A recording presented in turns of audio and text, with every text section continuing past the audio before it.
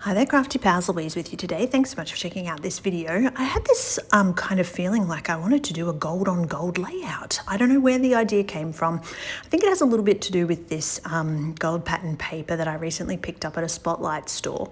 It's like this 12 by 12 pad. I think it's DCWV. I'm not exactly sure, but it's basically a whole heap of like gold inspired patterned papers, and I'm a huge fan of gold, but gold glitter cardstock is actually quite expensive. I think it's about $4.99 a sheet, and so this, I think I got it on special at Spotlight. It might have been like $12.99 for this whole packet of patterned papers, and I really just like them. I think you can see I've picked a few out here, and there's all sorts of different patterns and textures that really give interesting elements to our layouts. So with that in mind, I decided, I was going to go gold on gold. So tonal is not something that I do. I like to mix and match my colors. I like to use gold as a bit of an accent or mount my finished product on gold, but I'm all about challenging myself, and I think that the challenge of gold on gold is actually quite interesting because it can really give you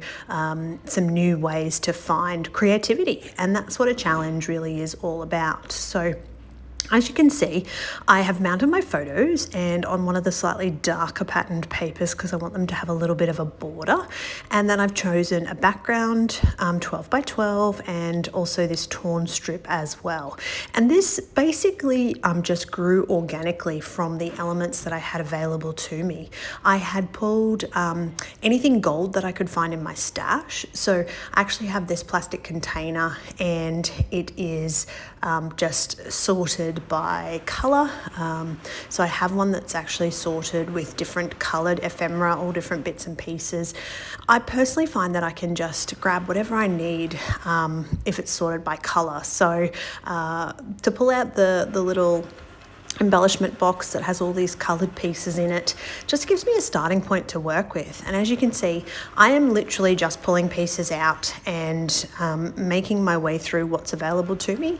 You can see these doilies. Like, I don't actually have a stash of gold doilies anywhere, but here they are in the little gold box. So essentially, just pulling bits and pieces that I think might work. And I had already chosen to use texture paste, so I have the texture paste there ready to go. I didn't have a star theme in mind, but as I was looking through my stencils, I just pulled out the star stencil and thought that could absolutely work. So I'm going ahead and creating a bit of a background, pulling a few bits and pieces. I have, of course, also got that packet of alphas, which are gold also and came from Spotlight. So definitely keep an eye on your local Spotlight store because there's so many fun embellishments and different pieces that you can find that sometimes I wouldn't normally pick up unless I'm out and about. So really fun. And recently I shared a video reminding everybody to get their pastes used so that they don't go hard in their container. I do find that these sort of Astro pastes, I can't remember exactly what they're called, but they haven't gone hard, and I've had this one for probably at least 12 months.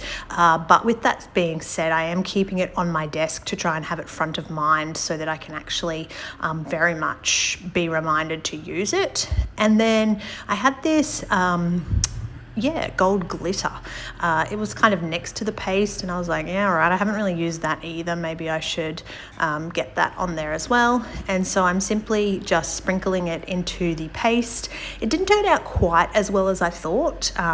It would have been better mixed into the paste, I think, and spread through the stencil, but this is about stash busting and trying new things, and the gold on gold tonal experience and using up some stash with the paste and the sparkles is definitely a different experience for me. And I still think the layout turned out great. Like, for something so unique as this, where it's the same tonal colors, but to still have that really cool contrast, works so well. And I'm super happy with how this turned out. So I'm going to go ahead and add all my embellishing and stick everything down. Now, the tacky glue has two achievements for me. One is that it holds better than double-sided tape in the Queensland heat and humidity.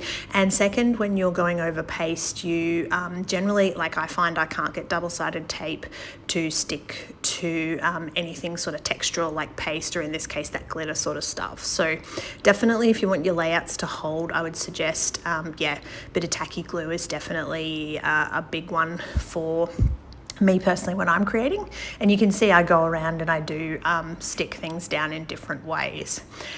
Now these photos are actually from my twin's birthday, who turned 13 this year, and so that's why I'm just going to call it simply 13, and I'm just going to stick those alphas down and spell out the word 13 for a really simple title.